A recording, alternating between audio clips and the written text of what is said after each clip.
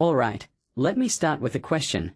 When's the last time a show you loved came back after a hiatus and actually felt worth the wait? Ted Lasso's third season dropped recently, and honestly, watching it felt like finding an old mixtape you used to blast in high school. Nostalgia hits hard at first, but then you're like, wait, was this track always this cheesy? Let's unpack why a show that once made us all believers in the power of kindness now feels like it's just going through the motions. Now, Ted Lasso isn't just a TV show, it's a cultural moment. Remember when Ted's "Aw shucks" optimism and AFC Richmond's underdog story felt revolutionary? It was the anti-dark and gritty antidote to everything else on TV. But here's the thing about nostalgia, it's a double-edged sword. The new season leans hard on callbacks to the show's golden moments, the banter, the locker room pep talks, the absurdly staged musical numbers. And sure, seeing those feels like a warm hug, until you realize the hug is coming from someone who hasn't changed their cologne since 2020. Personally, I think the writers assumed our emotional reset button would erase 3 years of pandemic-era cynicism. Spoiler, it didn't. Let's talk about Ted himself. Jason Sudeikis' character was always a paradox, a relentlessly positive man who somehow thrived in a world of egos and chaos. But the Season 3 premiere makes a big deal about him returning home to his son, Henry. Wait, what home?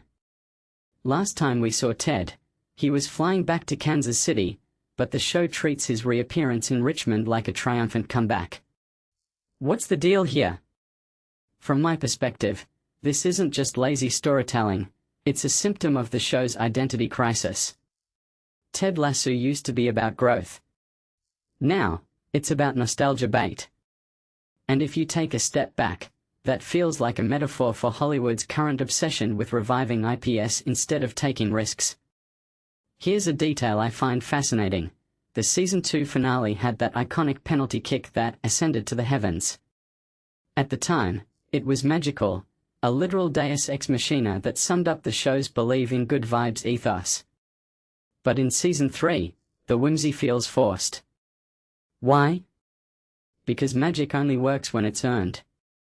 Now, it's like the writers are yelling, "Look how whimsy we are," instead of letting the heart come naturally.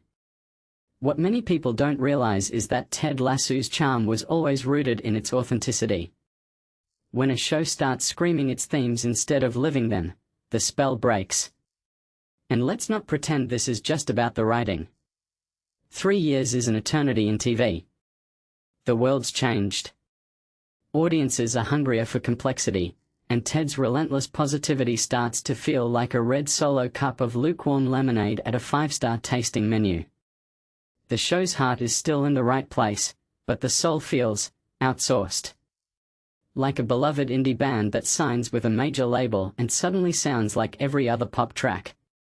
This raises a deeper question: can a story about hope survive in a world that's collectively more jaded?